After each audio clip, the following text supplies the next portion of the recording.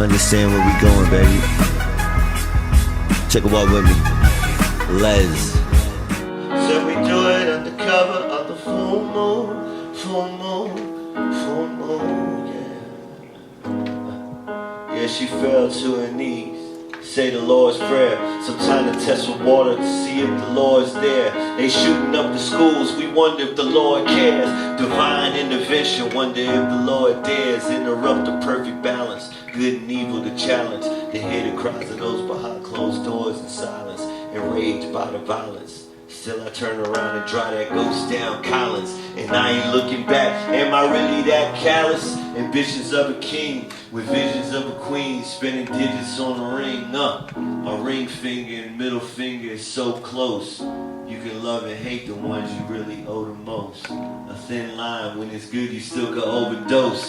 Take too much to the head and you end up comatose. I'm praying to the Father, Son, and Holy Ghost. Forgive me for all my sins I commit under the full moon, full moon, full moon.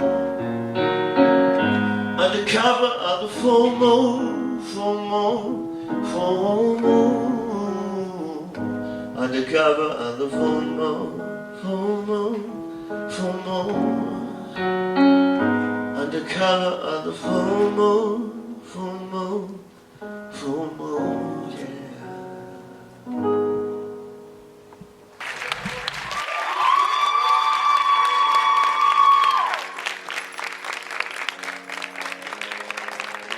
They got me over here on a leash, so I can't actually move any further than this. So we'll stay in this area for the discussion. I like to make every single one of these presentations into a dialogue between the people who actually come and watch the film and myself. I have a lot of stories that I can tell, but I always feel that it's more interesting and more awesome of an exchange when my stories are actually in response to real questions that you guys have about life, about pursuing art as a career, building sustainable businesses, being an entrepreneur, whatever you want to do. So if we can actually put the lights up a little bit in the room, that'll be awesome so I can actually see the audience. And then I like to immediately just get into whatever questions anybody has about the film. So if you have any questions about the film or about actually creating a career for yourself around the art that you love to make, then I would like to open the floor up to that. I see so many people smiling. So clear to my eyes.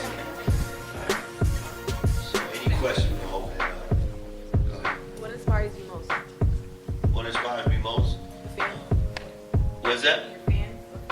The fan, oh yeah, my fans, of course, right, inspire me the most, but what really inspires me most? Well, really what inspires me the most is just the fact I can wake up every day and I'm in control of I'm actually in control of whatever I contribute to the world.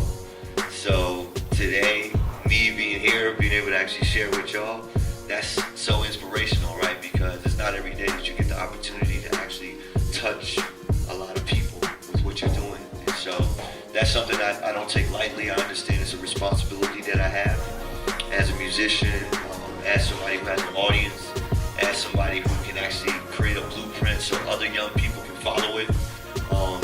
I don't know if everybody knows my story, but I really came from nothing. Everybody says, I came from nothing. But my parents literally, they worked for the Salvation Army. So they decided from a very early age that they would sacrifice everything in the service of others. So they raised me and my sister. My parents are still together, which is a blessing. But they raised me and my sister basically on a stipend of about $800 a month, family of four. And my father always just encouraged me and said, look, Ryan, you can achieve the American dream through school. So I applaud everybody that's here at this college pursuing that higher education. So by the time I was 14, I had already taken the SATs twice. The second time, scored extremely well, and that opened the doors for me to get accepted to a bunch of college programs, including a 7-year medical program at Riverside and eventually Harvard. By the time I was 19 years old, I was a senior at Harvard. I finished in 4 years, and then I decided that I wanted to do music. And it was one thing to grow up without money, but But then it was another thing to decide I wanted to do music, where I literally had no resources, no relationships. And in the beginning of my career, I was actually homeless. So what that means is I had nowhere to go. I couldn't get a lease. I had no income. I was stealing crackers and whatever snacks I could from like the convenience store at Harvard Square. And finally, one of my boys said, look, well, actually a rapper that I was working with said, my brother, my older brother has a barbershop. He has like a garage in the back if you want to just camp out there. So I did. And basically I shared a bathroom with everybody who was getting their haircut every day. And so for me, I always understood the value of hard work. Nobody really wanted to do the hard work at Harvard.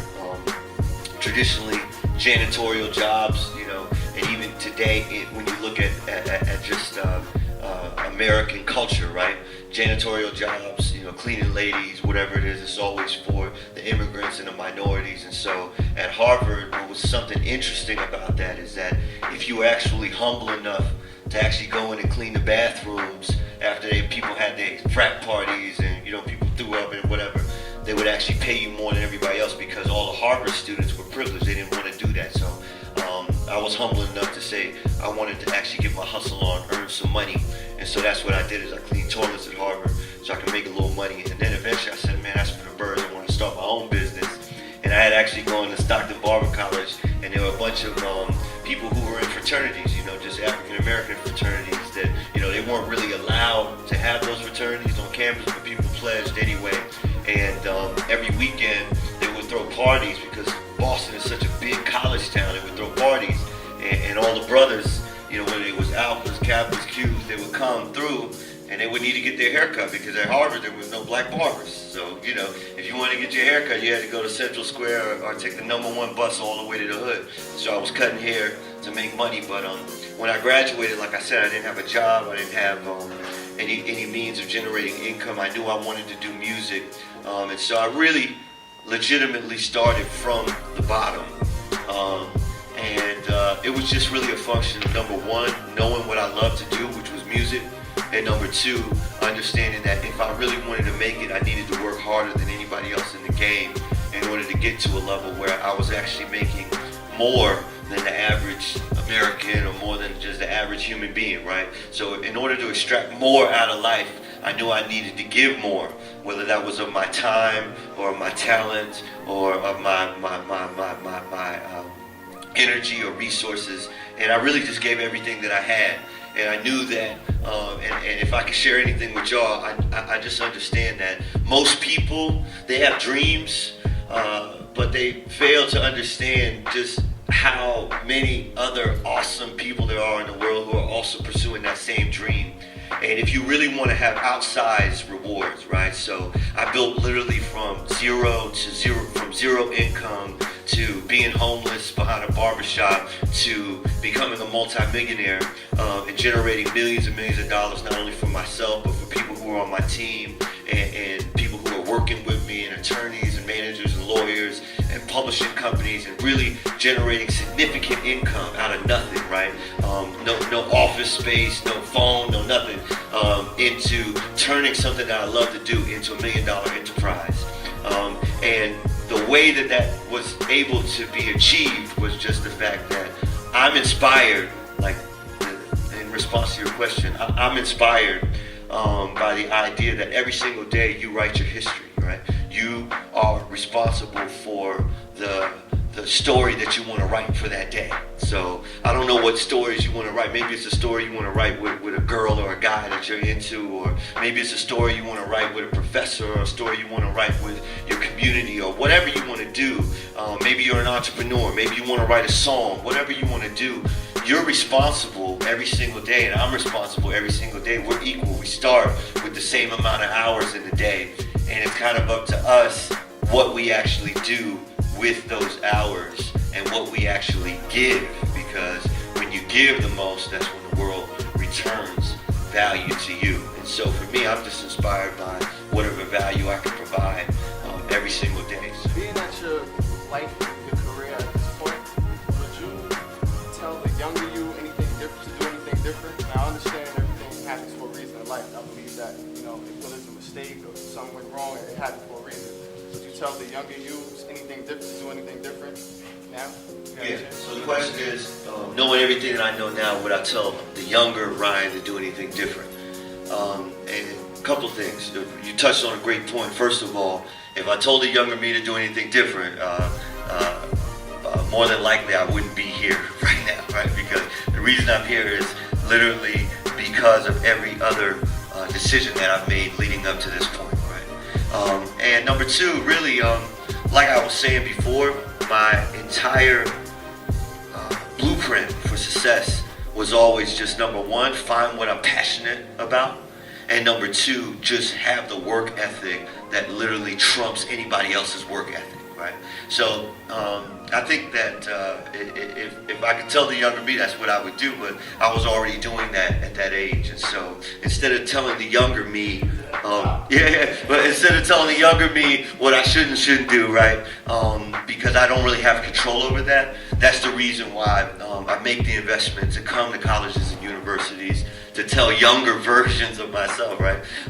Where I can actually affect their pathway in life. I make that investment so that, hopefully we can create a domino effect and maybe someone who wasn't thinking that they can make it in a creative career could actually have a blueprint to follow so that they actually could make it happen. And once again, it comes down to, for me, came down to some very, very simple ideas. One, find what you're really passionate about doing, because when you're passionate about doing something, you're always going to do your best because it's something that comes from within. And number two, once you are doing what you love to do, and you're doing what you're passionate about doing, and you're doing your best at it, work harder than everybody else. And I always give this example. Michael Jordan, already considered one of the most incredible players, most talented, genetically gifted players in the game. Despite all of that blessing, he still shot 1,000 jumpers every single day, which continued to elevate his game to really becoming the greatest player arguably of all time. And so that's really the example that I give often with regards to just finding what you love to do, because you're already going to do your best at that. And then number two, outworking everybody else right next to you. So, Black Motzart, what was the vision behind the whole documentary? Just to give a window into the creative process for the album, and also just the moniker Black Motzart, just a reference to give him the most you possibly could musically in a project. And what is your favorite song off of the album, and what has the most significance to you?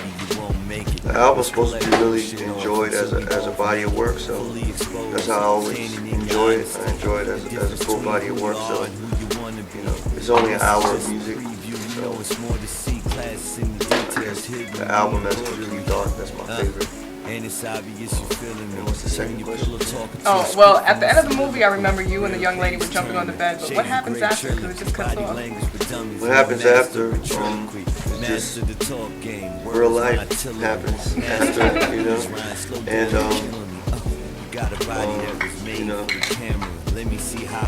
I'm currently here alone. Oh, sorry. You can make your own, assumptions about what happens from there, But the movie's actually, now it's like, it's more than a year. Right. We made that, so life continues. So is there going to be a part 2 to the documentary? Yeah, I mean, in terms of music, it's always, for me, it's a never-ending creative flow. But I'm really interested in making my next film and my next project. I want to make it New York-based. I'm excited about that. Me too. So thank you so much for talking to me. Yeah. And much success to you in All the right, project. Thank you so much. Right. I be showing what they want, I be going where they don't. I can take you where they can't, I can score when I want. Now don't make me go Durant, switch to the hole if coach give me the go-ahead. She say she can't stay, but she gave me some to go ahead. I got you under the red lights right now. And that body looking right.